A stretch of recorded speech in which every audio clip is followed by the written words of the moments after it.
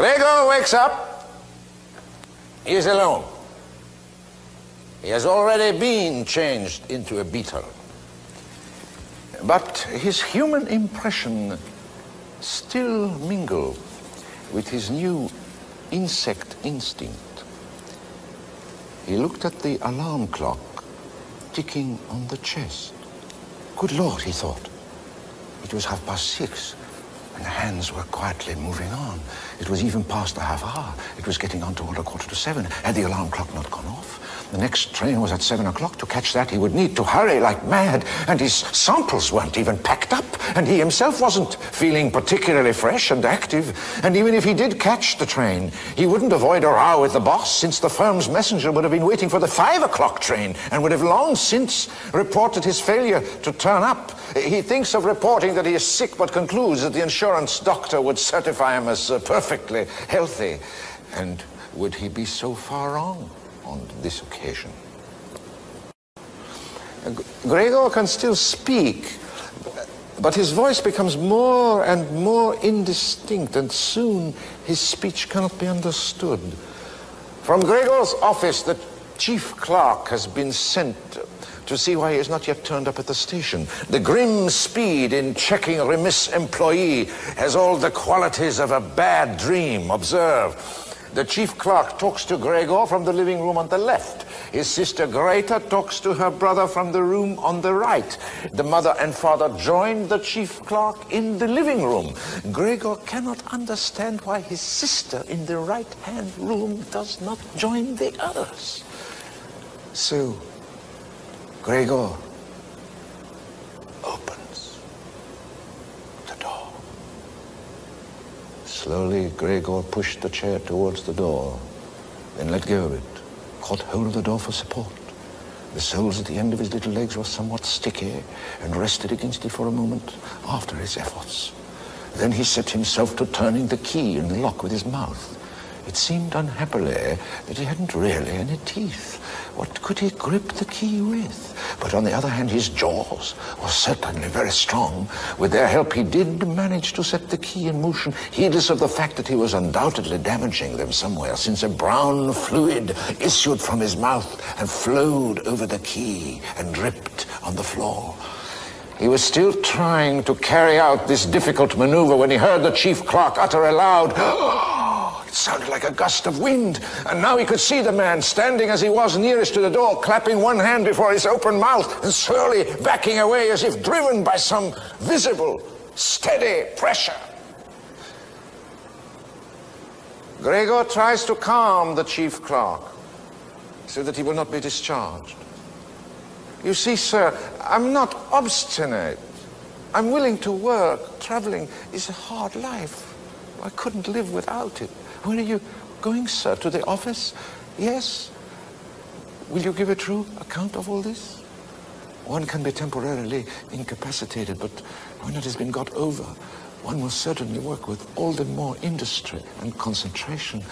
But the chief clerk, in horror, as if in a trance, is stumbling toward the staircase to escape. Gregor starts to walk toward him. There's a wonderful bit here on the hind pair of his 3 pair of legs. But immediately, as he was feeling for a support, he fell down with a little cry upon his many little legs. Hardly was he down when he experienced for the first time this morning a sense of physical comfort. His legs had firm ground under them. They were completely obedient, as he noted with joy. They even strove to carry him forward in whatever direction he chose. And he was inclined to believe that a final relief from all his suffering was at hand. The beetle begins to dominate the man. With his sister alone, he had always remained intimate. And it was a secret plan of his that she, who loved music, unlike himself, and could play movingly on the violin, should be sent next year to study at the School of Music, despite the great expense that would entail. The School of Music was often mentioned in the talks he had with his sister, but always merely as a beautiful dream which could never come true. And his parents discouraged even these innocent references to it. But Gregor had made up his mind firmly about it and meant to announce the fact with due solemnity on Christmas Day. For recreation, Gregor has formed the habit of walking on the walls and the ceiling. He is at the height of the meager bliss his beetlehood can produce. His sister at once remarked the new distraction Gregor had found for himself. He left traces behind him of the sticky stuff on his soles wherever he crawled. And she got the idea in her head to give him as wide a field as possible to crawl in and of removing the pieces of furniture that hindered him. So the mother is brought in to help move the furniture. She comes to the door with exclamations of joyful eagerness to see her son. That's an incongruous reaction that is replaced by a certain hush when she enters the mysterious chamber. She catches sight of Gregor, a huge brown mass on the flowered wallpaper. And before she was really conscious that what she saw was Gregor, she screamed in a loud, hoarse voice, "Oh God, oh God!" fell with outspread arms over the couch as if giving up and did not move. "Gregor!" cried his sister, shaking her fist and glaring at him. This was the first time she had directly addressed him since his transformation. She runs into the living room for something to rouse her mother from the fainting fit. Gregor wanted to help too. He then ran after his sister into the next room as if he could advise her, as he used to do, but then had to stand helplessly behind her. Presently his father comes home and enters the living room, and so Gregor flees to the door of his own room and crouched behind it to let his father see as soon as he came in from the hall that his son had the good intention of getting back into his own room immediately, that it was not necessary to drive him there, but that if only the door were opened, he could disappear at once. And now his father starts to bombard Gregor with the only missile that the living room could provide. Apples, small red apples, and Gregor is driven back into his own room, back to the heart of his beetlehood.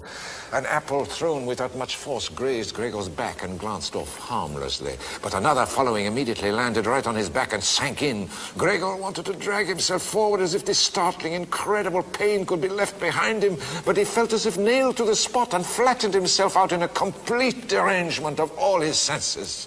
With his last conscious look, he saw the door of his room being torn open and his mother rushing out ahead of his screaming sister. But here, Gregor's sight begins to fail. The disintegration of the Samsa family continues. They dismiss their servant girl and engage a still cheaper charwoman, a gigantic bony creature who comes in to do the rough work. They decide to take in lodgers, and 3 bearded boarders arrive. Their beards are masks of respectability, but actually they are shoddy scoundrels, these serious-looking gentlemen. The lodgers hear Greta playing the violin in the kitchen, and in automatic reaction to the entertainment value of music, they suggest that she play for them. Gregor is attracted to the music and actually puts his head into the living room. At first, no one was aware of him. The lodgers, disappointed in the expectation of hearing good violin playing, were clustered near the window, whispering among themselves and waiting only for the music to stop. And yet, to Gregor, his sister was playing beautifully. He crawled a little farther forward and lowered his head to the ground so that it might be possible for his eyes to meet hers. He was determined to push forward till he reached his sister, to pull at her skirt and so let her know that she was to come into his room with her violin. For no one here appreciated her playing as he would appreciate it. He would never let her out of his room, at least not so long as he lived. Suddenly, one of the lodgers sees Gregor. "I beg to announce," he said, "that because of the disgusting conditions prevailing in this household and family," here he spat on the floor with emphatic brevity, "I give you notice on the spot. Naturally, I won't pay a penny for the days I have lived here. On the contrary, I shall consider bringing an action for damages against you based on claims, believe me, that will easily be susceptible of proof." Now the sister is completely unmasked. Her betrayal becomes absolute. and fatal to Gregor. We must try to get rid of it. She says now explicitly to her father, it'll be the death of both of you. I can see that coming. He must go. That's the only solution. You must try to get rid of this idea that he's Gregor. The fact that we believed it for so long is the root of all our trouble. That he has disappeared as a human brother and should now disappear as a beetle deals Gregor the last blow. Painfully, because he's so weak and maimed, he crawls back to his own room. At the doorway he turns, and his last glance falls on his mother.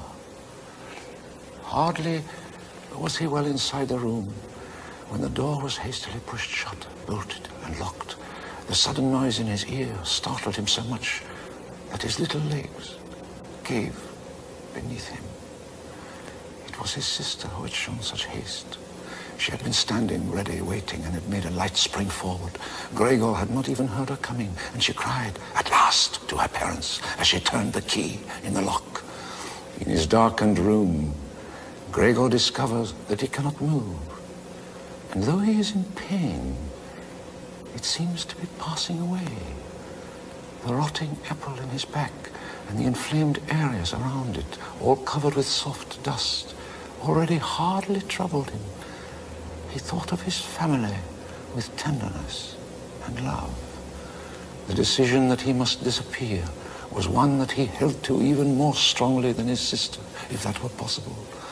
In this state of vacant and peaceful meditation, he remained until the tower clock struck 3 in the morning. The first broadening of light in the world outside the window entered his consciousness once more. And then his head sank to the floor of its own accord. And from his nostrils came the last faint flicker of his breath.